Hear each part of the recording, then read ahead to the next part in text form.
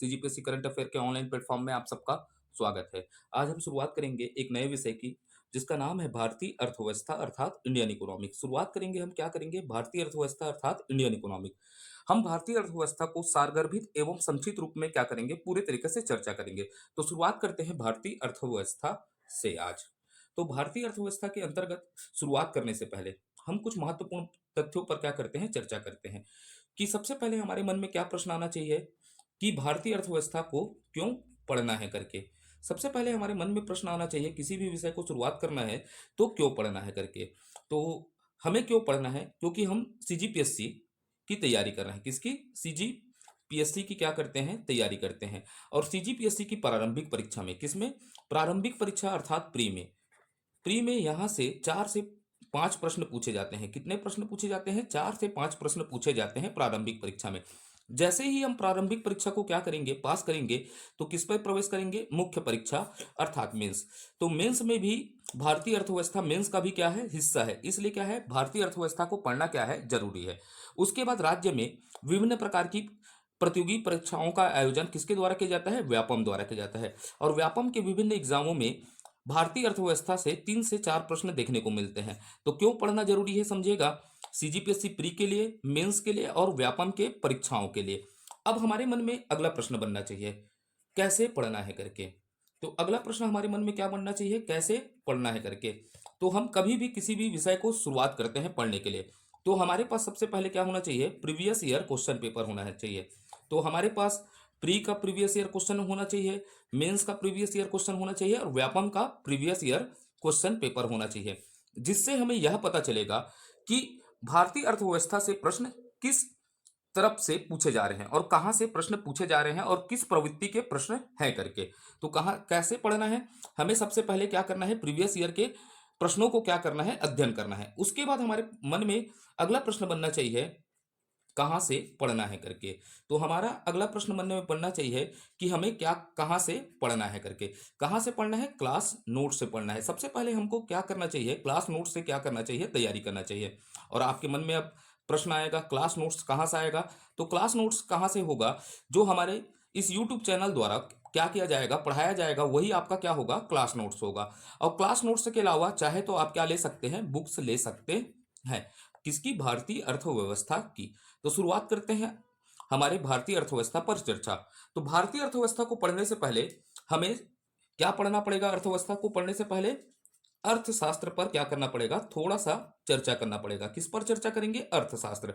अर्थशास्त्र अर्थात इकोनॉमिक्स पर चर्चा करेंगे। किस पर चर्चा करेंगे? इकोनॉमिक्स पर क्या करेंगे, चर्चा करेंगे। इकोनॉमिक्स पर चर्चा करना क्यों आवश्यक है, क्योंकि हमको अर्थव्यवस्था को अच्छे से समझना है। तो कुछ महत्वपूर्ण पहलुएं अर्थशास्त्र की भी हमें क्या करनी पड़ेगी, समझनी पड़ेगी। तो अर्थशास्त्र को थोड़ा सा चर्चा करेंगे, फिर हम कहाँ प्रवेश करेंगे, अर्थव्यवस्था की ओर क्या करेंगे, प्रवेश करेंगे। क्यों अर्थशास्त्र पढ़ना आवश्यक है? क्योंकि अर्थशास्त्र के किसके? अर्थशास्त्र के सिद्धांतों से। ये बात आपको याद रखना है कि अर्थशास्त्र के सिद्धांतों से क्या होता है, अर्थव्यवस्था का क्या होता है, उद्भव होता है। तो हमें सबसे पहले क्या चर्चा करना है, अर्थशास्त्र। अर्थशास्त्र क्यों चर्चा करना है? क्योंकि अर्थशास्त्र के सिद्धांतों से ही अर्थव्यवस्था का क्या होता है, उद्भव होता है। तो ये दोनों क्या है, अलग अलग पहलू हैं। तो हमको बेसिक अंतर समझना होगा अर्थशास्त्र और अर्थव्यवस्था पर। तो शुरुआत करते हैं अर्थशास्त्र से। तो क्योंकि यहां से कुछ प्रश्न पूछने की संभावना रहती है अर्थशास्त्र से, फिर प्रवेश करेंगे हमारे सिलेबस अर्थव्यवस्था की ओर। तो शुरुआत करते हैं अर्थशास्त्र। सबसे पहले आप क्या लिखेंगे अपने कॉपी में, अर्थशास्त्र डालिएगा। क्या डालिएगा? अर्थशास्त्र अर्थात इकोनॉमिक्स डालिएगा। क्या डालिएगा? इकोनॉमिक्स पर क्या करेंगे, चर्चा करेंगे। कुछ सामान्य बातों पर क्या करेंगे, चर्चा करेंगे। जैसे सबसे पहले हमें समझना है इकोनॉमिक्स। ये इकोनॉमिक्स किस भाषा का शब्द है? ग्रीक भाषा का शब्द है करके। हमें क्या जानना है, यह किस भाषा का शब्द है? ग्रीक भाषा का शब्द है। और ग्रीक भाषा के किस शब्द से बना है? आइकोनोमिया शब्द से बना है। किस शब्द से? आइकोनोमिया शब्द से इकोनॉमिक्स शब्द बना है। तो आपसे प्रश्न पूछेगा अर्थशास्त्र अर्थात इकोनॉमिक्स किस भाषा का शब्द है, तो हमें आंसर देना है ग्रीक भाषा का शब्द है। और ग्रीक भाषा के किस शब्द से बना है? आइकोनोमिया से बना है। और इस आइकोनोमिया में दो शब्द है, पहला क्या हो जाएगा, आइकोस, प्लस क्या हो जाएगा, दूसरा नोमिया से मिलकर ये क्या बना है, आइकोनोमिया बना है। तो आइकोस का अर्थ होता है गृह। क्या होता है? गृह होता है। क्या होता है? आइकोस का अर्थ क्या होता है? गृह। और नोमिया का अर्थ क्या होता है? प्रबंधन। क्या होता है? प्रबंधन होता है। तो क्या हो गया? आइकोस का अर्थ क्या हो जाएगा? गृह। और नोमिया का अर्थ क्या हो जाएगा? प्रबंधन, अर्थात गृह का प्रबंधन हो जाएगा। तो शुरुआती दौर पर, किस दौर पर बात करूंगा? शुरुआती शुरुआती समय। शुरुआती समय अर्थशास्त्र का संबंध किसमें बोलूंगा? अर्थशास्त्र का संबंध संबंध किससे था? गृह प्रबंधन से था। किससे था? गृह प्रबंधन से था। तो अब यह समझना है गृह प्रबंधन से कैसे था। क्यों क्यों गृह प्रबंधन से अर्थशास्त्र का क्या था? संबंध था शुरुआती समय में। तो चलते हैं शुरुआत में, जब क्या थे? प्राचीन समय में। किस समय में बात करता हूं? प्राचीन समय की बात करता हूं। प्राचीन समय में जब शुरुआती दौर था, तो मुद्रा का क्या नहीं हुआ था? उद्भव नहीं हुआ था। किसका? मुद्रा का उद्भव नहीं हुआ था। किसका उद्भव नहीं हुआ था? मुद्रा का उद्भव नहीं हुआ था। पर भी लोग अपनी आवश्यकताओं को क्या करते थे? पूरा नहीं करते थे। उस समय हमारे पास क्या नहीं थे? मुद्रा नहीं थे। लेन देन के लिए क्या नहीं थे? मुद्रा नहीं थे। फिर भी क्या करते थे? लोग अपनी आवश्यकताओं को क्या करते थे? पूरा करते थे। तो देखते हैं किस प्रकार होता था करके। मान लेते हैं कि एक व्यक्ति क्या है? एस है। एस अर्थात क्या है? शक्ति कपूर है। एक व्यक्ति क्या है? के है। के का मतलब क्या है? कादर खान है। तो कादर खान और एक व्यक्ति क्या हो गया? शक्ति कपूर हो गया। शक्ति कपूर के पास क्या है? मान लेते हैं चावल है। क्या है करके बोलते हैं? चावल है। और कादर खान के पास क्या है? समझना है, गेहूं है। अब बताइएगा, शक्ति कपूर को क्या है? चावल है। और कादर खान के पास क्या है? गेहूं है। अब शक्ति कपूर को चावल खा खा करके क्या लग गया? बोर लग गया। और वैसे ही कादर खान को गेहूं की रोटी खा खा कर क्या हो गया? बोर लग गया। अब शक्ति कपूर को आलू पराठा खाने का मन कर रहा है, और कादर खान को चीला रोटी खाने का इच्छा हो रहा है। अब ये अपनी आवश्यकता कैसे पूरा करेंगे? उस समय क्या नहीं था? मुद्रा नहीं था। तब ये अपनी आवश्यकता को, शक्ति कपूर ऐसा व्यक्ति को खोजता जिसके पास क्या है? गेहूं है। और उसे किसकी आवश्यकता है? चावल की। और कादर खान ऐसे व्यक्ति को खोजेगा जिसके पास क्या है? चावल की क्या है? आवश्यकता, चावल है। और उसे किसकी आवश्यकता है? गेहूं की। तो इस माध्यम से लोग अपनी आवश्यकता को क्या करते थे? पूरा करते थे। क्या करते थे? पूरा करते थे। अर्थात शक्ति कपूर इसे क्या देता? चावल देता। उसके बदले में कादर खान इसे क्या देगा? गेहूं देगा। वैसे ही गेहूं देगा कादर खान, उसके बदले में शक्ति कपूर इसे क्या देगा? चावल देगा। तो इस प्रणाली को क्या कहा जाता था? वस्तु विनिमय प्रणाली कहा जाता था। कौन सा प्रणाली कहा जाता था? वस्तु विनिमय प्रणाली कहा जाता था। तो वस्तु विनिमय प्रणाली के माध्यम से लोग अपने किसका किसको क्या करते थे? अपने जीवन के आवश्यकताओं को क्या करते थे? पूरा करते थे। और जीवन की आवश्यकता क्यों करते थे? गृह को चलाने के लिए। किसको चलाने के लिए? गृह अर्थात क्या करने के लिए? घर को चलाने के लिए, अर्थात अपनी आवश्यकताओं को पूरा करने के लिए वस्तु विनिमय प्रणाली का क्या करते थे? प्रयोग करते थे। तो जिस समय वस्तु विनिमय प्रणाली था, उस समय अर्थ शास्त्र क्या था? गृह का प्रबंधन था। तो अर्थशास्त्र गृह का प्रबंधन किस समय था करके याद रखना है। वस्तु विनिमय प्रणाली के समय क्या था? वस्तु विनिमय प्रणाली के समय गृह प्रबंधन का क्या था? अध्ययन था। जब शुरुआती दौर में वस्तु विनिमय क्या था? प्रणाली था। तो अर्थशास्त्र का संबंध गृह प्रबंधन से था। अब धीरे धीरे क्या होना चालू हुआ? अर्थशास्त्र का क्या होना चालू हुआ? विकास होना चालू हुआ। तो अब अगले पहलू पर चलते हैं। अब चर्चा करते हैं भारत के परिप्रेक्ष्य पर। तो हमको क्या रखना है? अर्थशास्त्र क्या है करके सबसे पहले किस भाषा का शब्द है? ग्रीक भाषा का शब्द है। किससे सब बना है? आइकोनोमिया से बना है। आइकोस का मतलब क्या होता है? ग्रीक। और नोमिया का मतलब क्या होता है? प्रबंधन। शुरुआती समय में अर्थशास्त्र क्या था? अर्थशास्त्र का संबंध किससे था? गृह प्रबंधन से था। कब था? वस्तु विनिमय प्रणाली के समय। क्योंकि लोग अपने जीविका को चलाने के लिए, किसको? अपने जीवन को चलाने के लिए वस्तु विनिमय प्रणाली के माध्यम से क्या करते थे? वस्तुओं का लेन देन करते थे। इसीलिए वस्तु विनिमय प्रणाली के समय अर्थशास्त्र का संबंध किससे था? गृह प्रबंधन से था। तो अब चलते हैं आगे की ओर और बातें करते हैं। अब शुरुआत करते हैं भारतीय परिप्रेक्ष्य पर। किस पर बात करते हैं? भारतीय परिप्रेक्ष्य पर चर्चा करते हैं। भारतीय परिप्रेक्ष्य पर क्या करते हैं? चर्चा करते हैं। भारतीय परिप्रेक्ष्य में इकोनॉमिक्स को, किसको? नॉमिक्स को क्या कहा जाता है? अर्थशास्त्र कहा जाता है। भारतीय परिप्रेक्ष्य में इकोनॉमिक्स को क्या कहा जाता है? अर्थशास्त्र कहा जाता है। अर्थात अर्थशास्त्र किस भाषा का शब्द होगा? संस्कृत भाषा का क्या है? शब्द है करके जानना है। अर्थशास्त्र किस भाषा का शब्द है? संस्कृत भाषा का। अब इसको हम दो भागों में विभक्त कर सकते हैं। पहला क्या हो जाएगा? अर्थ, और दूसरा क्या हो जाएगा? शास्त्र। तो अर्थ और क्या हो गया, शास्त्र से मिलकर क्या बना है, अर्थ शास्त्र बना है। ये भारतीय परिप्रेक्ष्य के संबंध में क्या है, चर्चा है। अर्थ का मतलब क्या होता है, हमको याद रखना है, धन होता है। क्या होता है, धन, अर्थात क्या होता है, वेल्थ होता है। और शास्त्र का मतलब क्या होता है, अध्ययन, अर्थात क्या होगा, वैज्ञानिक अध्ययन की बातें करेंगे। क्या करेंगे, वैज्ञानिक अध्ययन की बातें होगा। तो अर्थशास्त्र क्या है, तो दो शब्दों से मिलकर बना है अर्थशास्त्र। पहले क्या होगा, अर्थ, अर्थ का मतलब क्या हो जाएगा, धन, और शास्त्र का मतलब क्या हो जाएगा, वैज्ञानिक अध्ययन। तो हम बोलचाल की भाषा में किसमें, सामान्य शब्दों में कह सकते हैं, किसमें, सामान्य शब्दों में कह सकते हैं कि अर्थशास्त्र धन का क्या है, वैज्ञानिक अध्ययन है। क्या है, अर्थशास्त्र धन का क्या है, वैज्ञानिक अध्ययन है करके, वैज्ञानिक क्या है, अध्ययन है। तो ये हो गया सामान्य बोलचाल की भाषा में हम कह सकते हैं अर्थशास्त्र किसका अध्ययन है, धन का वैज्ञानिक अध्ययन है करके। तो धीरे धीरे अर्थशास्त्र अब क्या होना चालू होगा, विकास की अवस्था से विकसित अवस्था में क्या होना चालू होगा, प्रवेश करना चालू करेगा। अब अर्थशास्त्र क्या हो गया, एक विषय बन गया। क्या हो गया, विषय बन गया। और विषय हो गया तो इन पर क्या होंगे, परिभाषा आएंगी, अलग अलग विचारधारा क्या करेंगे, अलग अलग क्या देंगे, परिभाषा देंगे। तो कुछ हम समझने का प्रयास करते हैं अर्थशास्त्र से संबंधित परिभाषाएं। क्या देखते हैं, अर्थशास्त्र से संबंधित क्या चर्चा करेंगे, परिभाषाओं पर, संबंधित परिभाषाओं पर क्या करेंगे, चर्चा करेंगे। यहां से प्रश्न बनते हैं व्यापम पर, और प्री में भी बनने की संभावना रहेगी भविष्य में। तो कुछ परिभाषाओं पर क्या करेंगे, चर्चा करेंगे। परिभाषाओं में सबसे पहला परिभाषा देखेंगे अर्थशास्त्र की धन संबंधित परिभाषा। कौन सी संबंधित परिभाषा, धन संबंधित परिभाषा पर क्या करेंगे, चर्चा करेंगे। धन संबंधित परिभाषा पर क्या करेंगे, चर्चा करेंगे। तो धन संबंधित परिभाषा पर हम क्या करते हैं, चर्चा करते हैं। तो एक नाम को हमें याद रखना है। सबसे पहले धन संबंधित परिभाषा में हमको ये एक नाम को याद रखना है, अर्थशास्त्र के जनक। स्टार डाल के रखिएगा। व्यापम के विभिन्न परीक्षाओं में यह प्रश्न बहुत बार पूछा हुआ है। अर्थशास्त्र के जनक के अनुसार हम क्या देखेंगे, धन संबंधित परिभाषा। क्या, अर्थशास्त्र के जनक के अनुसार। तो अर्थशास्त्र के जनक कौन है करके याद है रखना है हमको, एडम स्मिथ महोदय हैं। कौन है, एडम स्मिथ महोदय हैं। सबसे पहले अर्थशास्त्र के जनक कौन है करके याद रखना है, एडम स्मिथ है। यह प्रश्न विभिन्न परीक्षाओं में पूछे गए हैं, एडम स्मिथ महोदय हैं।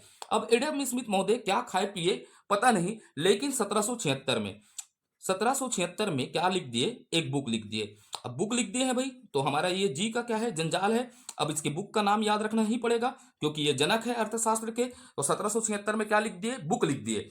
स्टोरी नरेट करिएगा, क्या खाए पिए एडम स्मिथ महोदय, और 1776 में क्या लिख दिए, बुक लिख दिए। अब बुक का नाम हमको याद रखना है, इस बुक का नाम है द वेल्थ ऑफ नेशन है। क्या है, द वेल्थ ऑफ क्या है, नेशन नामक किताब लिख दिया। क्या लिखा, द वेल्थ ऑफ नेशन नामक क्या लिख दिए, किताब लिखे। और इस किताब में अर्थशास्त्र की क्या दी, परिभाषा दी। इन्होंने कहा अर्थशास्त्र, मैं नहीं कह रहा हूं ना भैया, ये क्या कह रहे हैं, एडम स्मिथ। इन्होंने कहा अर्थशास्त्र धन का क्या है, विज्ञान है करके बताया। किसका विज्ञान है, धन का विज्ञान है माना। क्या है, धन का विज्ञान है माना। तो बिल्कुल याद रखिएगा, एडम स्मिथ महोदय क्या बोलते हैं, अर्थशास्त्र किसका है, धन का विज्ञान है करके बोला। किसका विज्ञान है, धन का विज्ञान है। तो आपसे प्रश्न पूछेगा धन संबंधित परिभाषा किसने दिया था, तो धन संबंधित परिभाषा किसने दिया था करके याद रखना है, एडम स्मिथ महोदय ने धन संबंधित क्या दिया, परिभाषा दिया। अब एडम स्मिथ महोदय क्या है करके याद रखना है, एडम स्मिथ महोदय अर्थशास्त्र के क्या है, जनक है। एडम स्मिथ महोदय ने कब किताब लिखा करके प्रश्न पूछेगा, तो 1776 में क्या लिखा, एक बुक लिखा। उस बुक का नाम क्या है, वेल्थ ऑफ नेशन है करके याद रखना है। और वेल्थ ऑफ नेशन में अर्थशास्त्र की क्या दी, परिभाषा दी, और अर्थशास्त्र को कहा अर्थशास्त्र धन का विज्ञान है करके बताया। अब चलते हैं थोड़े से आगे की ओर। अब ये धन संबंधित परिभाषा पर, किस पर, धन संबंधित परिभाषा की कुछ कमियां पर चर्चा करते हैं। किस पर, कमियों पर। इन कमियों पर चर्चा करेंगे तो फिर अगला एक विचार और पैदा होगा, क्योंकि कमियों से ही अगला विचार निकलता है। तो देखते हैं धन संबंधित परिभाषाओं की कमियां देखते हैं। अब ये धन संबंधित परिभाषा किस पर दे रहा है, धन धन अर्जन करने पर क्या देता है, धन अर्जन करने पर क्या देता है, बल देता है। अब समझिएगा, धन संबंधित परिभाषा क्या रहा है, धन अर्जन करने पर क्या देता है, बल देता है। ये बोलता है लोगों को, हमको अधिक से अधिक क्या करना है, धन अर्जन करना है, अर्थात क्या करना है, लाभ अर्जन करना है। क्या करना है, लाभ अर्जन करना है करके, अर्जित करना है करके। अब भाई ये अर्जित का मतलब अरिजीत सिंह नहीं है ना, सावन आया है, इसका मतलब है प्रॉफिट क्या करना है, गेन करना है। अब भाई धन अर्जन करना है, इसका उद्देश्य क्या हो गया, लाभ अर्जित करना है। और लाभ अर्जित करना है तो वही व्यक्ति लाभ अर्जित कर सकता है जिसके पास पैसा है। पैसा ही पैसा को क्या करता है, कमाता है, अर्थात जिसके पास पैसा है इसके वही क्या करेगा, लाभ अर्जित करेगा। तो इससे क्या होगा, धन का क्या हो जाएगा, केंद्रीकरण का समस्या आएगा। क्या आएगा, केंद्रीकरण का क्या आएगा, समस्या आएगा। इस परिभाषा के माध्यम से लोगों को यह बल दिया गया कि आप अधिक से अधिक धन अर्जन करें, और धन अर्जन करने का माध्यम क्या है, लाभ अर्जित करना। और लाभ अर्जित करने से क्या हो जाएगा, जिनके पास पैसा है वही पैसा को क्या करेंगे, कमाएंगे, तो धन का केंद्रीकरण होगा। और जैसे ही धन का केंद्रीकरण होगा, समाज में क्या हो जाएगा, वर्ग विभाजन। क्या हो जाएगा, वर्ग विभाजन पैदा होगा। तो बिल्कुल आप समझिएगा, इस धन संबंधित परिभाषा को अगर किसी अर्थव्यवस्था में लागू किया जाता है तो वर्ग विभाजन होगा। कैसे वर्ग विभाजन होगा, समाज दो भागों में बढ़ जाएगा। कितने भागों में बटेगा, दो भागों में बटेगा। एक वर्ग होगा पूंजीपति। कौन हो जाएगा, पूंजीपति, जिसके पास पैसा है, टाटा बिरला अंबानी अडानी, ये सब क्या हो जाएंगे, पूंजीपति वर्ग में आएंगे। और हम जैसे लोग क्या कहलाएंगे, श्रमिक कहलाएंगे। तो वर्ग विभाजन होगा। वर्ग विभाजन के कारण समाज कितने भागों में बटेगा, दो भागों में बटेगा। एक पूंजीपति हो जाएगा, एक क्या हो जाएगा, श्रमिक हो जाएगा। इसी को आगे चलकर पूंजीपति के लिए एक शब्द बनता है बुर्जुआ। कौन सा हो जाएगा, बुर्जुआ वर्ग होगा। समाज किस में बढ़ जाएगा, बुर्जुआ वर्ग, और एक क्या हो जाएगा, सर्वहारा वर्ग में क्या हो जाएगा, विभाजित होगा। और पूंजीपति का उद्देश्य, यही पूंजीपति क्या करता है, लाभ कमाता है, अर्थात क्या करता है, लाभ कमाता है, अधिक से अधिक लाभ कमाने की क्या करता है, उत्साह करता है। तो पूंजीपति हमेशा किसका शोषण करेगा, ये पूंजीपति वर्ग किसका शोषण करेगा, श्रमिकों का शोषण करेगा। अर्थात श्रमिकों का शोषण करेगा तो श्रमिक भी क्या करेंगे, संघर्ष करेंगे। क्या करेंगे, संघर्ष करेंगे। स्टोरी को नरेट करते जाइएगा, श्रमिक भी क्या करेंगे, संघर्ष करेंगे। हमारी मांगे पूरी करो, हमारी मांगे पूरी करो, हड़ताल में बैठेंगे। और क्या हो जाएगा, उस देश में क्या पैदा हो जाएगा, वर्ग संघर्ष पैदा हो जाएगा। ये कमी है अर्थशास्त्र की धन संबंधित परिभाषाओं पर। अब ये किसी देश में क्या पैदा हो गया, वर्ग संघर्ष पैदा हो गया, तो उस देश की अर्थव्यवस्था का सही तरीका से संचालन हो सकता है क्या, आपके मन में प्रश्न बनाइए। तो नहीं हो सकता है। तो अगली परिभाषाएं और पैदा होंगी, अगले विचारधारक आएंगे। अब अगले विचारधारक क्या बात करेंगे, कल्याण की बात करेंगे। किसकी बात करेंगे, कल्याण की। तो हमें क्या देखना है, अर्थव्यवस्था में अर्थशास्त्र के कल्याण संबंधित परिभाषाओं पर चर्चा करना है। किस पर, कल्याण संबंधित परिभाषाओं पर चर्चा करते हैं। किस पर, कल्याण संबंधित परिभाषाओं पर क्या करते हैं, चर्चा करते हैं। बिल्कुल आप ये मत सोचिएगा यह क्या है, एक कोचिंग संस्था है करके। अब भाई यहाँ डेमो दिखलाकर कोचिंग खोलेंगे, ये हमारा विचारधारा नहीं है। अगले दिन 200 रुपये में क्या है, इकोनॉमिक्स का कोर्स, ऐसा वाला बातें नहीं है ना। बिल्कुल ये मेरा इच्छा है, ये दिली इच्छा है, एक मेरा छोटा सा पहल है। मैं धीरे धीरे यह प्रयास करूंगा कि कोई अच्छे अच्छे व्यक्ति को यहाँ जोड़ूं जो निःशुल्क भाव से अपना सेवा देकर पढ़ाने का प्रयास करें। ठीक है, चलते हैं आगे की ओर। कल्याण संबंधित परिभाषा, किस बात परिभाषा की बात करूंगा, कल्याण संबंधित परिभाषा। और इस कल्याण संबंधित परिभाषा को किसने दिया है करके याद रखना है, अल्फ्रेड मार्शल द्वारा दिया गया है। किसके द्वारा, अल्फ्रेड मार्शल द्वारा। एक व्यक्ति का नाम आप याद रखिएगा, जो महत्वपूर्ण है उसको याद रखते हैं हम ना। किसको याद रखना है, अल्फ्रेड मार्शल। ये कल्याण संबंधित परिभाषा को किसने दिया है करके याद रखना है। कल्याण संबंधित परिभाषा की बात करते हैं अल्फ्रेड मार्शल। अल्फ्रेड मार्शल में हमको क्या याद रखना है, 1890 में। अब ये 1890 के समय में ये भी क्या खाए पिए कुछ पता नहीं, एक किताब लिख दिए, चला जाता हूं किसी के धुन में तनाने लिए करके। इन्होंने भी क्या लिख दिया, किताब लिख दिया। ठीक है, अब एक किताब लिख दी है तो हमें क्या करना पड़ेगा भाई, कल्याण संबंधित परिभाषा दिया है तो इसको किताब को याद रखना पड़ेगा, नहीं करना पड़ेगा। तो हमें याद रखना है द प्रिंसिपल। इसकी किताब का नाम क्या है, द प्रिंसिपल ऑफ क्या है, इकोनॉमिक्स है। क्या है, प्रिंसिपल ऑफ क्या है, इकोनॉमिक्स नामक ये क्या लिखे हैं, किताब लिखे हैं करके याद रखना है। द प्रिंसिपल ऑफ इकोनॉमिक्स नामक क्या लिखे हैं, किताब लिखे। अब इस किताब में अर्थशास्त्र को क्या कहा करके याद रखना है। अब इस किताब में अर्थशास्त्र को इन्होंने परिभाषा दी, क्या की दी, इस किताब के माध्यम से अर्थशास्त्र की इन्होंने क्या दिया, परिभाषा दिया। इन्होंने माना अर्थशास्त्र, अर्थशास्त्र क्या है, कल्याण का विज्ञान है। किसका विज्ञान है, बोला कल्याण का विज्ञान है करके बताया। क्या बताया, कल्याण का विज्ञान है करके बताया। तो ये हो गई हमारी कल्याण संबंधित परिभाषा। कल्याण संबंधित परिभाषा में हमें क्या याद रखना है? नाम महोदय का अल्फ्रेड मार्शल को याद रखना है। अल्फ्रेड मार्शल ने कब लिखा? 1890 में क्या लिखा? किताब लिखा। उस किताब का नाम क्या है? The principle of economics. और उसमें परिभाषा दिया, अर्थशास्त्र क्या है? कल्याण का विज्ञान है। अब इन्होंने क्या कह दिया कल्याण पर? और किसका कल्याण होगा? मानव का कल्याण की बात की। इन्होंने किसकी बात की? मानव कल्याण की बात की। अब थोड़ा इसकी इसकी आलोचना भी देखते हैं और इसकी कमियों पर चर्चा करते हैं, फिर एक नए विचार पर चलेंगे अगले परिभाषा की ओर। आप बिल्कुल समझिएगा, गहनता से समझेंगे हम। मेरा उद्देश्य है, जिसको भी देखना है, ये पहल अच्छा लगता है, बिल्कुल लाइक और शेयर करते रहिएगा। क्या है? मानव कल्याण संबंधित परिभाषा की क्या देखते हैं? कमियां देखते हैं। यहां पर यहां पर यह समझने की बातें हैं। अल्फ्रेड मार्शल बोलता है मानव का कल्याण होगा। ये बोलते हैं सभी मानव क्या रहेंगे? खुशी रहेंगे। मानव कैसे रहेंगे? खुश रहेंगे, समानता का अधिकार होगा, सभी लोगों का क्या होगा? कल्याण होगा। लेकिन कल्याण का क्या नहीं बताता? बातें को नहीं बताता। अर्थात इस परिभाषा में धन को क्या नहीं दिया गया? महत्व नहीं दिया गया। तो समझिएगा, जहां पैसा है वहीं कल्याण है। तो कल्याण हो पाएगा क्या मानव को? इन्होंने धन पर महत्व नहीं दिया, बस बात की है सर्वे भवन्तु सुखिनः सर्वे सन्तु निरामया सर्वे भद्राणि पश्यन्तु मां कश्चित् दुर्भाग् भवेत्, जैसे बात कह दिए।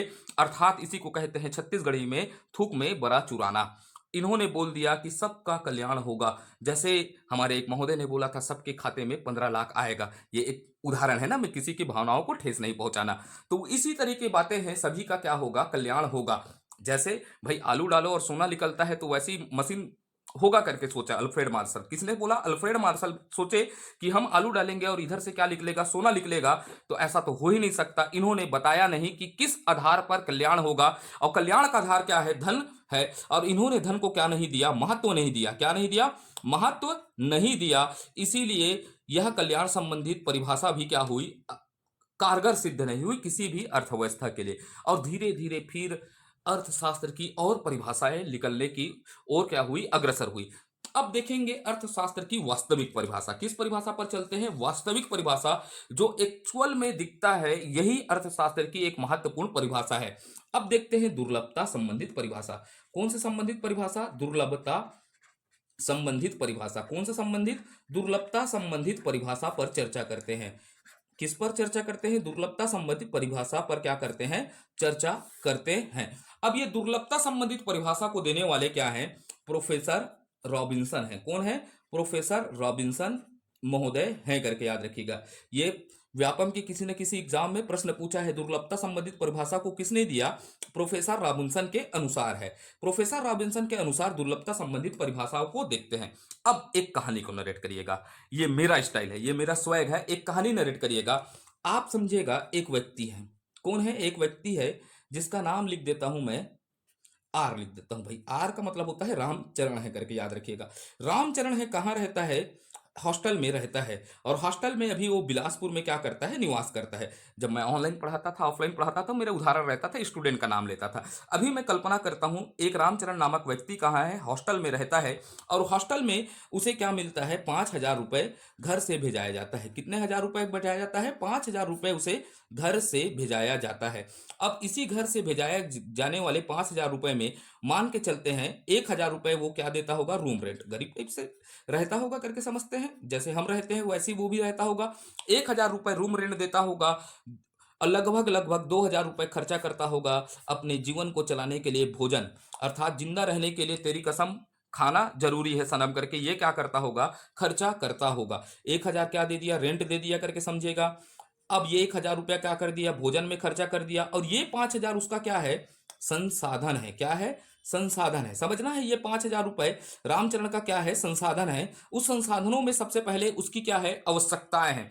आवश्यकता में उसे रेंट देना है, उसे आवश्यकताओं के माध्यम से क्या करना है? समझिएगा, ये क्या हो जाएंगी? उसकी आवश्यकता होंगी। इधर के जो पहलू लिख रहा हूं वो क्या है? उसकी आवश्यकता है। अब उसी 1,000 रुपए के बाद याद रखिएगा, अब भाई रामचरण जी है, रामचरण जी को बिलासपुर में क्या जाना है? कोचिंग जाना है। और कोचिंग जाना है तो उसको क्या डलवाना पड़ेगा? पेट्रोल डलाना पड़ेगा। पेट्रोल डलाने से पहले हम चर्चा करते हैं, रामचरण जी को 200 रुपए का क्या करना पड़ेगा? जियो में रिचार्ज भी कराना पड़ेगा। ये क्या है? उसकी आवश्यकता है, क्योंकि उसे रात में बात करना है। कैसे हंस बने? हंस हाँ, मैं सब तो बने होंगे के। अब समझिएगा, वो जियो को रिचार्ज करवाएगा और जियो के रिचार्ज कराएगा और रात में गुठियाएगा, और रात में गुठियाएगा तो उसका संबंध खराब हो गया। तो अगले दिन संबंध को सुधारने के लिए उसे क्या खिलाना पड़ेगा? पिज्जा भी खिलाना पड़ेगा। ये क्या है? इच्छाएं हैं। अब समझ रहे हैं? तो इच्छाएं हैं, ये सब क्या है? उसकी इच्छाएं हैं। और आवश्यकताओं के साथ क्या है? ये इच्छा है करके, ये आपका क्या हो जाएगा? वांट्स तो हो जाएगा। ये सब क्या है? रामचरण जी की इच्छाएं हैं। हमको क्या दिख रहा है? संसाधन कैसे दिख रहा है? रामचरण महोदय जी के इच्छाएं कैसे दिख रही है? अनंत दिख रही है। लेकिन संसाधन क्या दिख रहा है बताइएगा? सीमित दिख रहा है। क्या दिख रहा है आपको? रामचरण जी का क्या है? संसाधन कैसा दिख रहा है? सीमित दिख रहा है। और इच्छाएं क्या दिख रही है? असीमित है। क्या है? असीमित है। भाई रामचरण जी को पिज्जा खिलाने के मन करेगा, क्योंकि रात में गोठियाए थे और क्या हो गया? संबंध में खराबी हो गया। तो भाई उसे मनाना है, तुझे मनाना है तो खिलाना पड़ेगा। सनम करके वाला गाना गाएगा। और क्या हो गया? इच्छाएं तो बहुत सारी है। मैं तेरे कदमों में रख दूं ये जहां करके इच्छा रहेगी। तो इच्छाएं कैसी है? असीमित है। संसाधन कैसे हैं बताइएगा? सीमित है। अब समझेगा। तो क्या होगा? रामचरण जी महोदय सीमित संसाधनों से क्या करेंगे? सीमित संसाधनों से असीमित इच्छाओं को क्या करेंगे? पूरा करेंगे। करेंगे या नहीं करेंगे? उसी में उसको घर चलाना है, उसी में उसको क्या देना है? रेंट देना है, उसी में उसको अपने हर एक चीजों को क्या करना है? चलाना है। तो क्या होता है? वैसे ही देश है। तो समझिएगा, ये सीमित संसाधनों से ही क्या करेंगे? असीमित इच्छाओं को क्या करेंगे? पूरा करेंगे। यहां तक की बातें हो गई। अब समझना है, वैसा ही एक देश है। कोई क्या है? समझना है, वैसा ही एक देश है। देश में भी क्या है? समझिएगा, ये भारत है। इस देश में क्या है? लोगों के पास क्या है? संसाधन। इस देश में संसाधन क्या है? सीमित है। समझिएगा, कोई भी देश, उसमें संसाधन क्या होता है? सीमित होता है। और लोगों की इच्छाएं क्या है? असीमित है। किसकी? लोगों की इच्छाएं क्या है? असीमित है। सरकार सोचिएगा, क्या दे रहा है? चना दे रहा है। और लोगों की इच्छाएं हो जाती, काश सरकार क्या दे देता? काजू किस्में देता। सरकार आपको क्या दे रहा है? समझिएगा, चावल दे रहा है। तो सरकार से आप इच्छा करना चालू कर देंगे कि सरकार हमें बासमती चावल देता। तो क्या है? समझिएगा, कोई भी देश में भी संसाधन क्या होते हैं? सीमित होते हैं। लोगों की इच्छाएं क्या होती है? असीमित होती है। तो अर्थशास्त्र के अंतर्गत, ये दुर्लभता संबंधित परिभाषा के अंतर्गत क्या कहा जाता है? कि सीमित संसाधनों से। किस संसाधनों से? सीमित संसाधनों से। ये संसाधन कैसे हैं? सीमित है। इन सीमित संसाधनों से असीमित इच्छाओं को, किसको? असीमित इच्छाओं को पूरे करने की, क्या करने की? पूरा करने के प्रक्रिया का, क्या बोलेंगे? पूरा करने के प्रक्रिया का अध्ययन क्या कहलाता है? अध्ययन अर्थशास्त्र कहलाता है। क्या कहलाता है? अर्थशास्त्र कहलाता है। तो अर्थशास्त्र की दुर्लभता संबंधित परिभाषा कैसे बनेगा? समझिएगा, कहानी को नरेट करिएगा। लोगों के पास क्या है? संसाधन सीमित है। वैसे ही देश के पास क्या है? संसाधन सीमित है। सीमित संसाधनों से, किस संसाधनों से? सीमित संसाधनों से असीमित इच्छाओं को पूरे करने की प्रक्रिया का अध्ययन क्या कहलाता है? अर्थशास्त्र कहलाता है। ऐसा मैं नहीं कहता, ऐसा कौन कहता है? रॉबिन्सन महोदय कहता है। तो दुर्लभता संबंधित परिभाषा कैसा लिखेंगे? आप नोट्स बनाएंगे तो बिल्कुल याद रखिएगा, सीमित संसाधनों से। किससे? सीमित संसाधनों से। सीमित संसाधनों से असीमित इच्छाओं को, किसमें? असीमित इच्छाओं को। ये बात याद रखना है, सीमित संसाधनों से असीमित इच्छाओं को पूरा करने की प्रक्रिया का, पूरा करने की प्रक्रिया का अध्ययन, क्या? अध्ययन अर्थशास्त्र कहलाता है। क्या कहलाता है? अर्थशास्त्र कहलाता है। कहलाता है। तो बिल्कुल यहां से प्रश्न क्या बनेगा? दुर्लभता संबंधित परिभाषा को किसने दिया? तो रॉबिन्सन ने दिया। क्या कहा? अर्थशास्त्र क्या है? सीमित संसाधनों से असीमित इच्छाओं को पूरा करने की प्रक्रिया का अध्ययन क्या कहलाता है? अर्थशास्त्र कहलाता है। यही एक अच्छी परिभाषा है। किसकी? अर्थशास्त्र की। तो हमने 3 परिभाषा देखे, और 3 परिभाषाओं से, तीनों परिभाषाओं से प्रश्न बनने की हमेशा संभावना रहती है। तो परिभाषाओं में जिन तथ्यों को मैं बोला हूं महत्वपूर्ण है, उन्हें अच्छे से नोट करिएगा। यह दुर्लभता संबंधित क्या हो गई? परिभाषा हो गई। अब आगे की ओर बढ़ते हैं और चर्चा करते हैं। अब थोड़ा सा देखने का प्रयास करते हैं अर्थशास्त्र पर। किस पर चर्चा करते हैं? अर्थशास्त्र पर। तो अर्थशास्त्र क्या हुआ? पहले हमने चर्चा किया, यह कैसे हो जाएगा? विषयगत क्या हो जाएगा? अध्ययन है। अर्थशास्त्र क्या है? सबसे पहले बात, विषयगत क्या हो गया? अध्ययन हो गया। कैसा अध्ययन हो गया? विषयगत अध्ययन है। सबसे पहले बात हम क्या समझ पाए? यह विषयगत अध्ययन है। और अर्थशास्त्र के अंतर्गत क्या दिख रहेगा?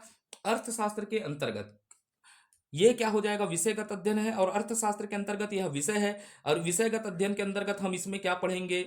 बेरोजगारी देखेंगे। क्या देखेंगे? बेरोजगारी पर चर्चा करेंगे।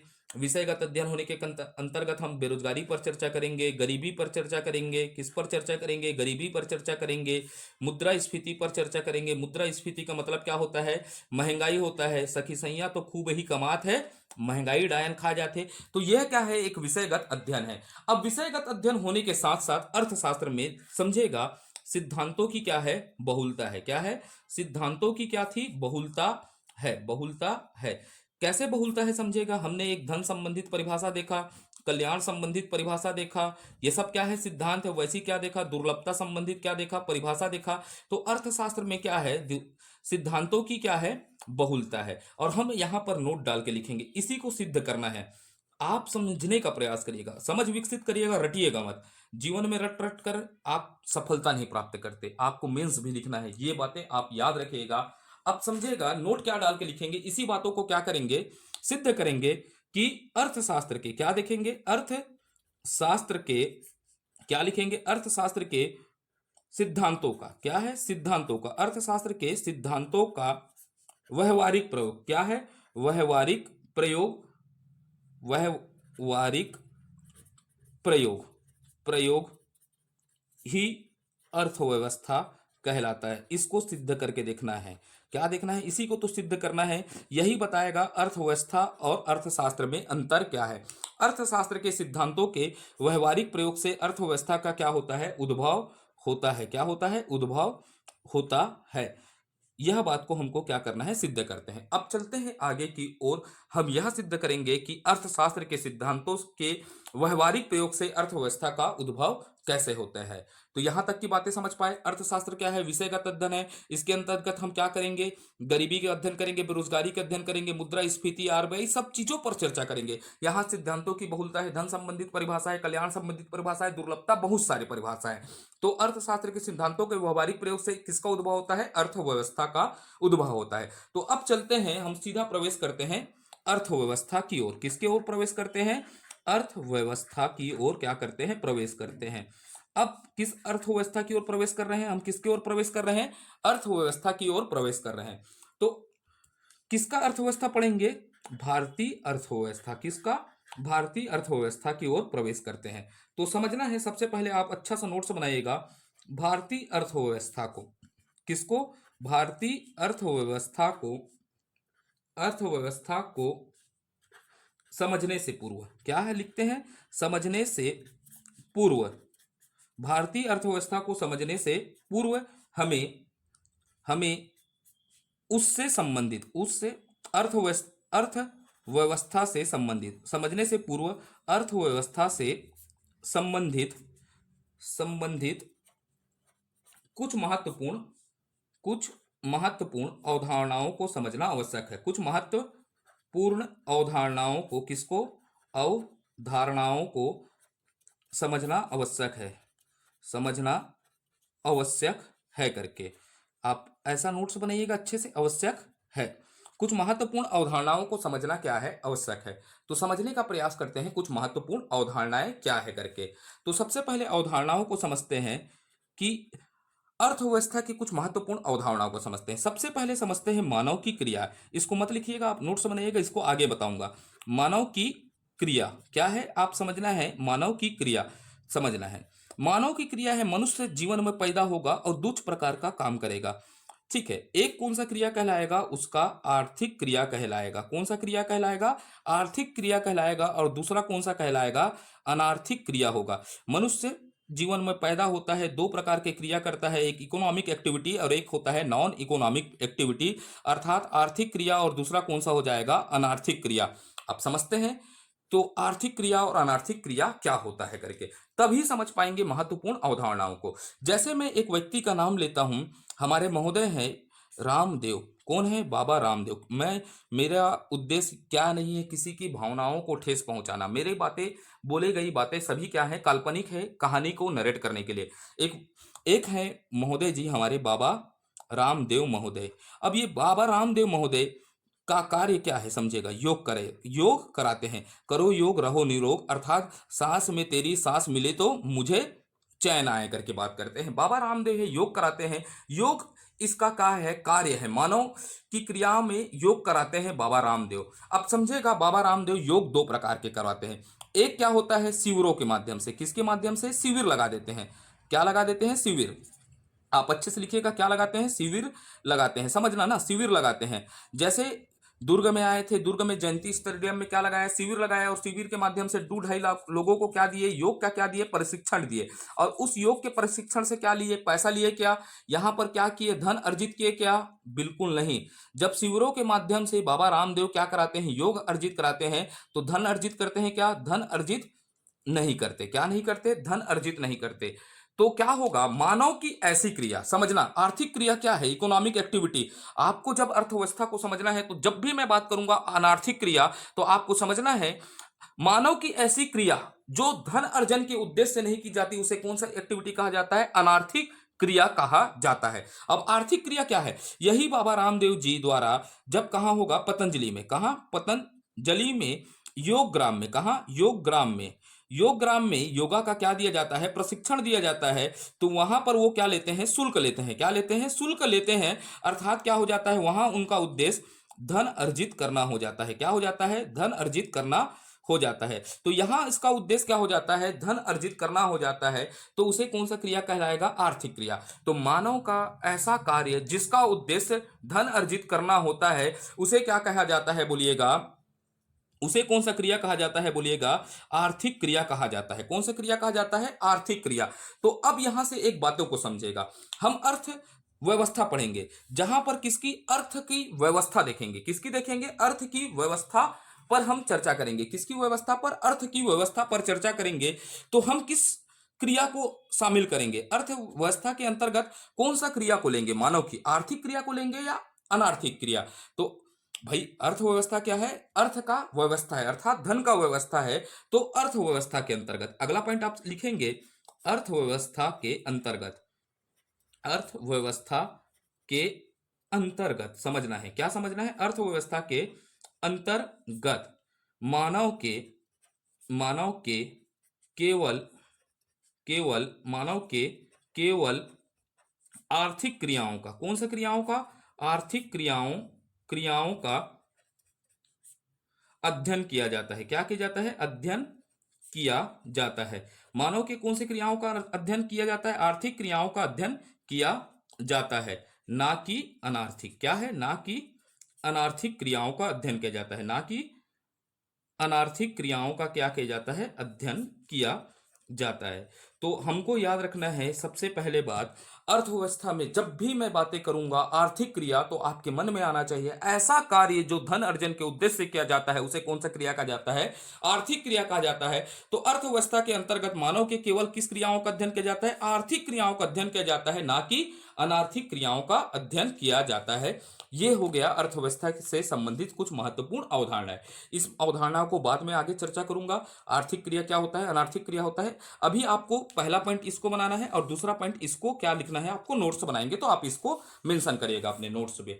अब चलते हैं किससे, इन बातों पर क्या करते हैं, कुछ और बातों पर क्या करते हैं, चर्चा करते हैं। तो क्या देखते हैं? अर्थव्यवस्था। किसकी बात करते हैं? अर्थव्यवस्था का उद्भव। किससे? अर्थव्यवस्था का उद्भव अर्थव्यवस्था अर्थशास्त्र के सिद्धांतों से हुआ है। किससे हुआ है? अर्थशास्त्र के सिद्धांतों से हुआ है करके चर्चा करते हैं। थोड़ा सामान्य है, इसको लिखना नहीं है, समझना बस है कि अर्थव्यवस्था का उद्भव अर्थशास्त्र के क्या हुआ है? सिद्धांतों से हुआ है करके। तो समझते हैं। अब बात करते हैं, ये क्या है? पृथ्वी है। पृथ्वी क्या है? गोल है। ठीक है, पृथ्वी कैसे है? गोल है। अब पृथ्वी है तो विश्व है, तो विश्व भी है, तो विश्व में भी क्या है बताइएगा? संसाधन होंगे। तो संसाधन कैसे होंगे बताइएगा? संसाधन होंगे। संसाधन का मतलब क्या होता है? रिसोर्सेस होंगे। तो विश्व में संसाधन भी क्या है? सीमित है। कैसे है? सीमित है। और विश्व में संसाधन क्या है? सीमित है। और लोगों की इच्छाएं, किसकी बात करूंगा? विश्व में लोग भी हैं, और लोगों की इच्छाएं क्या है बताइएगा? लोगों की इच्छाएं क्या है? असीमित है। क्या है? असीमित है करके ये बातें हमने चर्चा किया है। लोगों की इच्छाएं क्या है? असीमित है। सबसे पहले क्या समझे? संसाधन क्या है? सीमित है। और क्या है? लोगों की इच्छाएं क्या है? असीमित है। तो हमको क्या करना है? इन सीमित संसाधनों से क्या समझना है? इन सीमित संसाधनों से क्या है? इन सीमित संसाधनों का प्रयोग क्या करना है, इन सीमित संसाधनों का प्रयोग किस प्रकार किया जाए, क्या करना है, किस प्रकार प्रकार किया जाए जाए जिससे इन सीमित संसाधनों का प्रयोग किस प्रकार किया जाए जिससे अधिकतम संतुष्टि की प्राप्त क्या हो, अधिकतम संतुष्टि की प्राप्ति असंतुष्टि की प्राप्ति हो सके, अधिकतम संतुष्टि की क्या हो सके, प्राप्ति हो सके। तो यहां तक की बातें आप समझिएगा। पहले मैं क्या बोला, रिपीट कर रहा हूं ना। विश्व में संसाधन क्या है, सीमित है, लोगों की इच्छाएं क्या है असीमित है। तो इन सीमित संसाधनों का किस प्रकार प्रयोग किया जाए जिससे अधिकतम, क्या लिखना है यहां पर, अधिकतम, एक शब्द भूल गया, अधिकतम क्या हो सके, संतुष्टि की प्राप्ति हो सके। इसके लिए अब अधिकतम संतुष्टि प्राप्त होना है, इसके लिए क्या दिया गया है, इसके लिए अब समझिएगा, इसको लिखना नहीं है, इसके लिए अर्थशास्त्र में, किसमें, अर्थशास्त्र में कई सिद्धांत दिए गए हैं। क्या दिए गए हैं, कई सिद्धांत दिए गए हैं, कई सिद्धांत दिए गए हैं। ये बात याद रखना है, अर्थशास्त्र में क्या दिए गए हैं, कई सिद्धांत दिए गए हैं। जैसे भाई धन संबंधित परिभाषा दिया गया है, आप क्या करते हैं, लोगों की इच्छाओं को संतुष्ट करने के लिए आप धन संबंधित परिभाषा को लागू करके लोगों को धनवान बना लीजिए।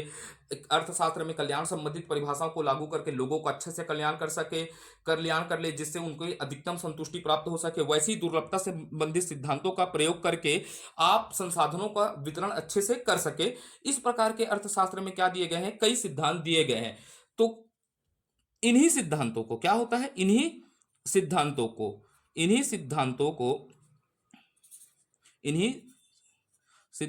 को जब कोई देश क्या करेगा, जब कोई देश अपने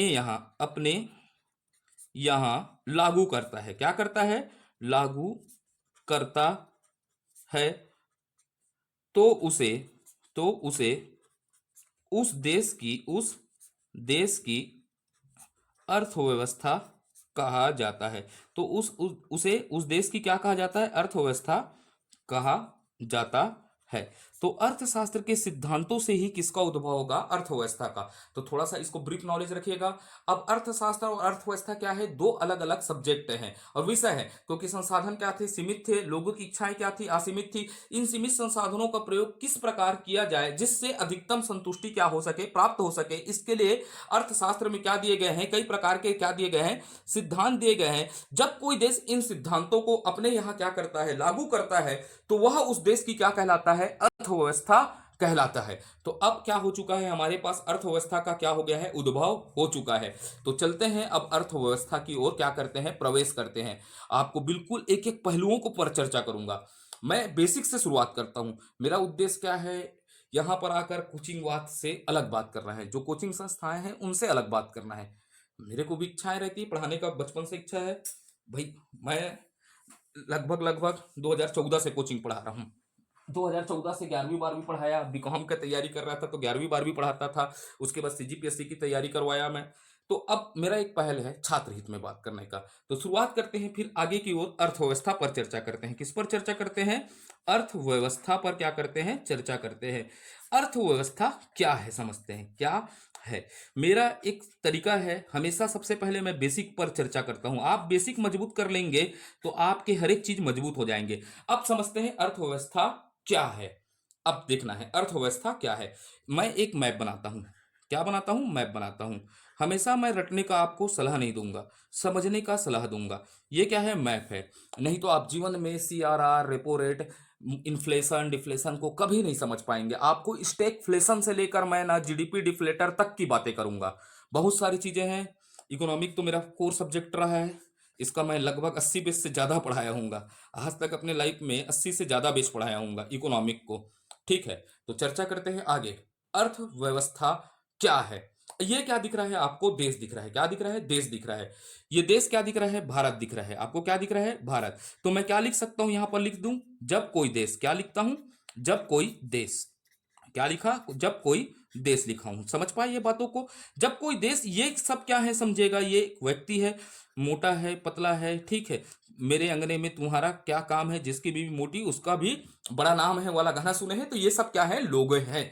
तो ये क्या हो जाएंगे जब कोई देश, ये सब क्या हो जाएंगे बताइएगा, नागरिक हो जाएंगे। क्या हो जाएंगे, नागरिक हो जाएंगे जब कोई देश अपने नागरिकों के लिए, किसके लिए, अपने नागरिकों के लिए, किसके लिए, नागरिकों के लिए, समझेगा, जब कोई देश अपने नागरिकों के लिए, ठीक है, अब ये देश है अपने नागरिकों के लिए, ठीक है, किसकी बात करेगा, आगे नागरिकों के समझेगा, लिए को हटेगा, अपने नागरिकों के विकास की बात करेगा, क्या की बात करेगा, विकास की बात करेगा, अपने नागरिकों के विकास की बात करेगा, विकास दुबे नहीं है बेटा, ठीक है, ये क्या है, विकास की बात करेगा। जब कोई देश अपने नागरिकों के विकास, अर्थात कौन से विकास की बात करेगा, सामाजिक एवं आर्थिक विकास के लिए, किसके लिए, सामाजिक एवं आर्थिक विकास के लिए, कौन से विकास के लिए, सामाजिक एवं आर्थिक विकास, विकास के लिए, किसके लिए, विकास के लिए, सामाजिक एवं आर्थिक विकास के लिए। अब भाई कोई देश है अपने नागरिकों के सामाजिक एवं आर्थिक विकास के लिए, तो यहां पर समझेगा देश है, ये मान लीजिएगा ये छोटा नागपुर का क्या है, पठार है, छोटा नागपुर का क्या है, पठार है। अब ये छोटा नागपुर का पठार क्या है बताइएगा, खनिज संसाधनों से क्या है, संपन्न क्षेत्र है। वैसे ही आप देखेंगे कर्नाटक में बाबा बुदन की पहाड़ी है, ये भी क्या है, खनिज संसाधनों से क्या है, संपन्न है। पश्चिम बंगाल में क्या होता है, धान का उपार्जन होता है। वैसे ही बहुत सारे क्या है, हमारे संसाधन है। तो जब कोई देश अपने नागरिकों के सामाजिक एवं आर्थिक विकास के लिए अपने संसाधन, ये सब क्या हो जाएंगे, खनिज वनिज क्या हो जाएंगे, संसाधन हो जाएंगे, क्या हो जाएंगे, संसाधन। जब कोई देश अपने नागरिकों के विकास के लिए अपने संसाधनों को, क्या होगा, अपने संसाधनों, संसाधन को, संसाधनों को नियोजित करते हुए, क्या करते हुए, नियोजित करते हुए, भाई अपने संसाधन है, क्योंकि लोगों की आवश्यकताओं को पूर्ण करना है, तो उसके लिए क्या बनाना पड़ेगा, नियोजन। नियोजन का मतलब क्या हो जाएगा, प्लानिंग।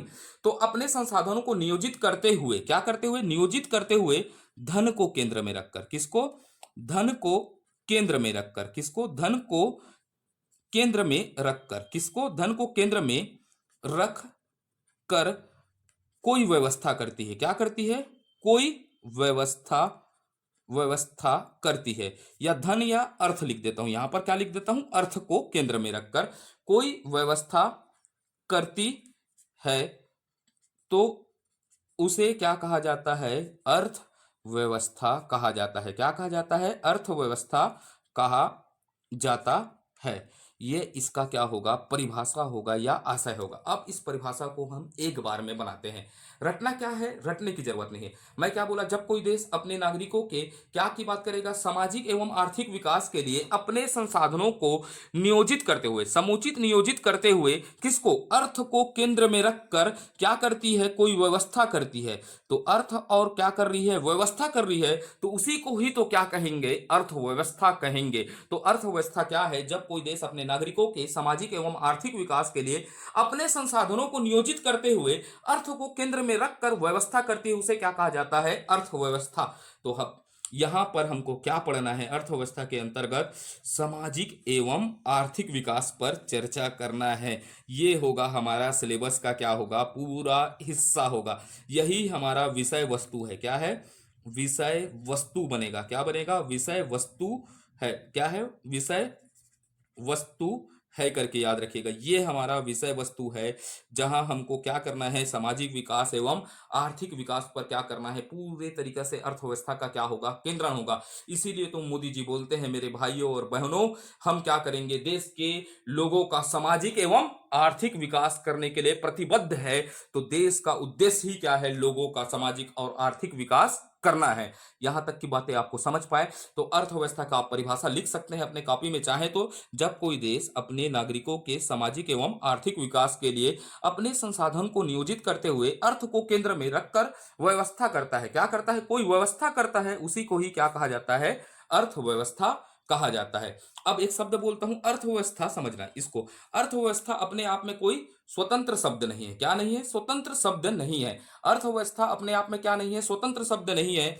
जब तक, क्या बोलूंगा, जब तक इसके सामने कोई स्थान, क्या बोलूंगा, कोई स्थान, देश का नाम नहीं लग जाता, तब तक यह क्या नहीं कहलाता, पूर्ण अर्थ को ग्रहण करता है, क्या नहीं करता। अभी अर्थव्यवस्था बोल रहा हूं तो कोई अर्थव्यवस्था कोई अर्थ ग्रहण कर रहा है, अब इसमें लगा दिया मैं देश का नाम।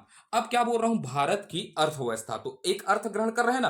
अब कोई मैं लगा दिया, जैसे लगा दिया छत्तीसगढ़, लगा दिया, क्या लगा दिया, छत्तीसगढ़। तो यह क्या प्रदर्शित कर रहा है, छत्तीसगढ़ की अर्थव्यवस्था। तो अर्थव्यवस्था अपने आप में स्वतंत्र शब्द नहीं है। जब तक उसके आगे किसी देश और स्थान का नाम नहीं लगाया जाता तो वह संपूर्ण अर्थ को क्या नहीं करता, ग्रहण नहीं करता। अब थोड़ा सा आगे बढ़ते हैं, और क्योंकि मैं शॉर्ट वीडियो नहीं बनाऊंगा, हमको सिलेबस कंप्लीट करना है। मेरा उद्देश्य रहेगा, जब तक जान है मेरे अंदर में, तब तक मैं सीजीपीएससी के जितने भी टॉपिक हैं उसको मेरे से जहां तक बनेगा उसको मैं पूरा कंप्लीट कराने का क्या करूंगा, प्रयास करूंगा। हर दिन मेरा प्रयास रहेगा 2 से 3 वीडियो लाऊं, और शुरुआत करूं जल्दी मेंस के कुछ टॉपिक पर, जलते हुए अंगारों पर चलेंगे। तो चलते हैं, अब अर्थव्यवस्था के अंतर्गत क्या देखते हैं। अर्थव्यवस्था के अंतर्गत, ये बात याद रखिएगा, अर्थव्यवस्था के अंतर्गत केवल आर्थिक क्रियाओं का अध्ययन किया जाता है। किस क्रियाओं का, आर्थिक क्रियाओं का अध्ययन किया जाता है। कौन सा, आर्थिक क्रियाओं का क्या किया जाता है, अध्ययन किया जाता है। अध्ययन किया जाता है करके याद रखना है। किस क्रियाओं का अध्ययन किया जाता है, आर्थिक क्रियाओं का अध्ययन किया जाता है। तो देखते हैं मानव की क्रिया को देखते हैं। अब यहां पर आप नोट्स बना सकते हैं। मानव की क्रिया, मानव की क्रिया कितने प्रकार की थी, 2 प्रकार की थी। सबसे पहला क्रिया कौन सा हो जाएगा, आर्थिक क्रिया हो जाएगा। कौन सा क्रिया हो जाएगा, आर्थिक क्रिया। उसके बाद कौन सा हो जाएगा, अनार्थिक क्रिया हो जाएगा। कौन सा क्रिया हो जाएगा, अनार्थिक क्रिया। अब समझते हैं आर्थिक क्रिया क्या है करके, आप अच्छे से लिख लीजिएगा। ऐसा क्रिया, क्रिया जिसका उद्देश्य, क्या बोलूंगा, जिसका उद्देश्य, उद्देश्य धन क्या होना होता है, अर्जित करना होता है। क्या होता है, धन अर्जित करना होता है, उसे क्या कहा जाता है, आर्थिक क्रिया। अनार्थिक क्रिया का उद्देश्य क्या नहीं होता, धन अर्जित करना नहीं होता। क्या नहीं होता, धन अर्जित करना नहीं होता। तो हम किस क्रियाओं का अध्ययन करेंगे, आर्थिक क्रिया का अध्ययन करेंगे। अब देखते हैं आर्थिक क्रिया के अंतर्गत सबसे महत्वपूर्ण, सबसे महत्वपूर्ण आर्थिक क्रिया क्या समझते हैं, सबसे महत्वपूर्ण आर्थिक क्रिया को समझते हैं। सबसे महत्वपूर्ण आर्थिक क्रिया क्या होता है, उत्पादन होता है। क्या होता है, उत्पादन होता है। क्योंकि अर्थव्यवस्था में सबसे महत्वपूर्ण आर्थिक क्रिया क्या होता है, उत्पादन होता है। इसी के आधार पर अर्थव्यवस्था का क्या होता है, संचालन होता है। तो सबसे महत्वपूर्ण आर्थिक क्रिया क्या है, उत्पादन है। अब इसी उत्पादन के आपको क्या रखना है, उत्पादन के कारक याद रखना है। क्या याद रखना है, उत्पादन के कारक। यहां से भी प्रश्न बनेंगे। जब मैं बोलूंगा उत्पादन के कारक के मूल्य में वृद्धि होना क्या कहलाता है, लागत जनित मुद्रास्फीति कहलाता है, अर्थात कास्ट पुल इन्फ्लेशन कहलाता है। उस समय मैं आपको नहीं बताऊंगा उत्पादन के कारक क्या है करके, इसीलिए मैं हर एक बेसिक को यहां पर चर्चा कर रहा हूं। यहां पर हम क्या चर्चा करेंगे, उत्पादन के कारक। अब उत्पादन के कारक क्या है, तो उत्पादन के 4 कारक होते हैं बेटा। कितने कारक होते हैं करके याद रखना है ना, 4 कारक होते हैं। सबसे पहला होगा ना भूमि, किसको पकड़िएगा, याद करिएगा ना, भूमि। भूमि के बाद आपको याद करना है श्रम, श्रम के बाद याद रखना है आपको पूंजी, पूंजी के बाद आपको क्या याद रखना है, उद्यमिता। क्या याद रखना है, उद्यमिता, उद्यमिता। किसको याद रखना है, उद्यमिता, या इसी को याद रखना है साहस कहते हैं। क्या कहते हैं, साहस। अब समझिएगा, ये 4 कारक हुए। 4 कारक में भूमि, श्रम, पूंजी, साहस, ये हो गए किसके कारक हो जाएंगे, उत्पादन के 4 कारक। अब ये कारक है ना, किसी भी कारक को क्या मिलेगा, प्रतिफल मिलेगा। क्या मिलेगा, प्रतिफल मिलेगा। क्या मिलेगा, प्रतिफल, सीताफल नहीं बेटा, प्रतिफल मिलेगा ना।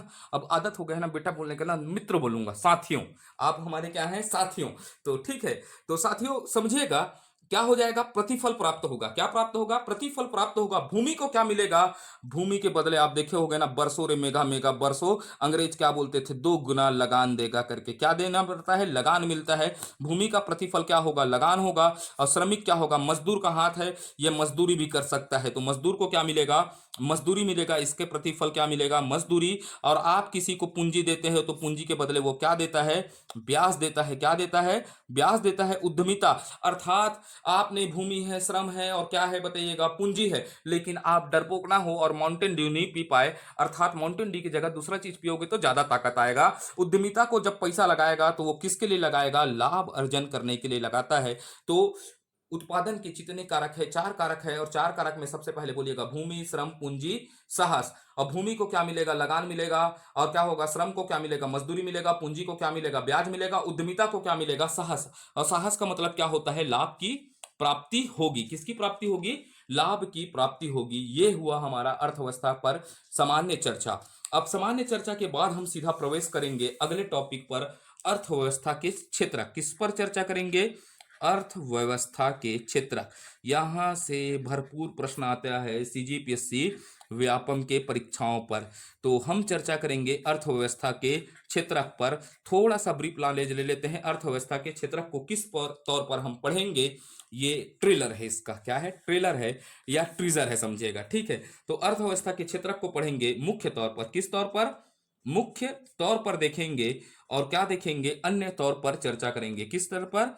अन्य तौर पर क्या करेंगे? चर्चा करेंगे। और मुख्य तौर पर अर्थव्यवस्था को हम कितने भागों में बांटेंगे? 3 भागों में बांटकर चर्चा करेंगे। सबसे पहला होगा प्राथमिक क्षेत्र। कौन सा क्षेत्र होगा? प्राथमिक क्षेत्र होगा। मुख्य तौर पर क्या होगा? प्राथमिक। प्राथमिक के बाद हम चर्चा करेंगे द्वितीयक क्षेत्र। इसको मैं ऐसा समझाऊंगा कि आजीवन पर्यंत आपको क्या होगा? याद होगा। कहानी पर नरेट करके आपको कल के वीडियो में दिखलाऊंगा। पहला कौन सा हो जाएगा? प्राथमिक क्षेत्र। और प्राथमिक क्षेत्र के बाद कौन सा क्षेत्र हो जाएगा? द्वितीयक क्षेत्र। और द्वितीयक क्षेत्र के बाद हम चर्चा करेंगे तृतीयक क्षेत्र पर चर्चा करेंगे। किस क्षेत्र पर चर्चा करेंगे? तृतीयक क्षेत्र पर चर्चा करेंगे। किसके? अर्थव्यवस्था के क्षेत्रक के तौर पर, मुख्य तौर पर। और अन्य तौर पर हम क्या देखेंगे? चतुर्थक। क्योंकि अभी आजकल चर्चा में रहता है चतुर्थक क्षेत्र क्या है, ठीक है। तो अगला चर्चा करेंगे चतुर्थक क्षेत्र पर चर्चा करेंगे। और एक चर्चा करेंगे पंचम क्षेत्र पर। वीडियो क्या हो जा रहा है? काफी लंबा हो जा रहा है। और आप बिल्कुल सलाह दीजिएगा कि हम वीडियो का ड्यूरेशन कितना रखें। मेरा प्रयास है कि मैं जहां तक जितना मेरे को पढ़ाने का अनुभव रहा है, पढ़ाने का अनुभव तो आप धीरे धीरे देखेंगे मैंने कितने सब्जेक्ट पढ़ाए हैं। अभी मैं अपने मुंह मियाँ मिट्ठू बनना मेरा आदत नहीं है। बिल्कुल मेरा प्रयास रहेगा, ये छात्र हित में प्रयास है। आपको अगर वीडियो अच्छा लगता है तो बिल्कुल लाइक, शेयर और सब्सक्राइब करिए। जितना ज्यादा आप शेयर करिए इसको, क्योंकि ये छात्र हित में है। मैं अगले दिन आपको ये नहीं दिखूंगा कि कोर्स बिकते हुए। अभी मैं पढ़ा रहा हूँ और कोर्स बेचना रहता तो डिजिटल बोर्ड में उतरते हम। ऐसा नहीं है। मेरा एक प्रयास है, इस प्रयास में आप भी सहभागी बनना चाहते हैं तो बिल्कुल आप हमसे जुड़ सकते हैं। अभी थोड़े दिन में हम प्रयास करेंगे कि इस टीम बनाएं जो बात करे कोचिंग वाद से इतर। हर समय आप देखते हैं जो बेच आता है, एडीओ के 5 बेचे जा चुके हैं, ठीक है। और एडीओ का आज तक पता नहीं है। ऐसा मेरा